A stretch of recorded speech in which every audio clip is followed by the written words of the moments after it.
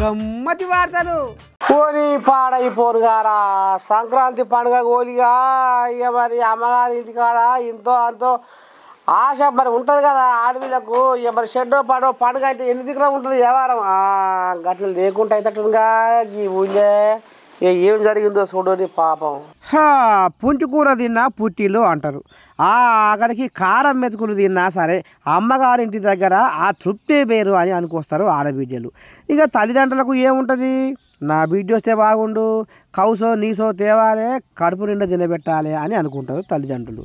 ఇక గదే ఆశ మీద పిల్లారు మేడంతో సంక్రాంతిని కొండంత పండుగ లెక్క చేసుకుందాం రారి బిడ్డలారా అని అనుకుంటుంటే ఒరి పాడైపోను గారా కోళ్ళ బండి అన్యారంగా బొల్తవాడి పాడైందట మెదక్ జిల్లా రామాయంపేట రోడ్డు మీద.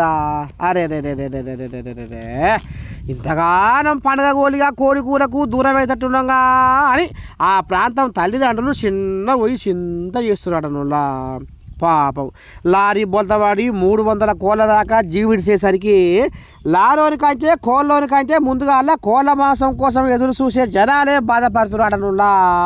ఇగో ఇనూరి ఈ డ్రైవర్ ఏమో అంటుండో, మరి లారీ ఎట్ట బొల్తవాడది ఏం కథ చెప్తుండో. కేజీఎల్ ఫారంలోకి లోడ్ వేసుకొని వస్తున్నా మేనపేట టర్నింగ్లో ఇట్లా స్ట్రైట్ అనుకొని ఇక్కడ ఎక్కువ క్రాస్ ఉన్న వరకు ఇక్కడ రైట్ సైడ్ హైవే ఉండే వరకు ఇక్కడ ఇట్లా వరకు ఇక్కడ యాక్సిడెంట్.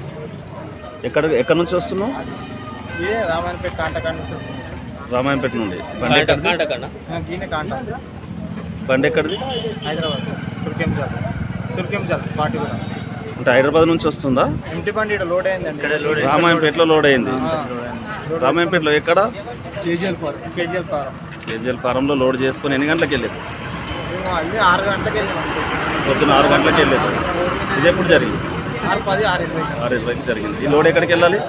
వైజాగ్ వెళ్ళాలి. మీ పేరు? క్రాంతి. ఏం లేదు, దెబ్బలు బాగా తగిలినాయి.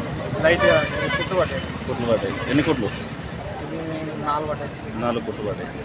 ఎన్నారులా మెదక్ జనాలు సంక్రాంతికి కోస్తందుకు కోళ్ళు లేవని వంక పెట్టి ఆడబిడ్డల పండుగకు విలువకపోయారు. నీ కోళ్ళు చల్లకుండా కారం పొడితో తిన్నా ఆ తృప్తి వేరే. ఆడబిడ్డకు మర్చిపోకుండా తీసుకురాని ఆడబిడ్డలను పండుగకు ఏమంటున్నాం అదే అంటున్నాం. మరి గమ్మతి వార్తలు.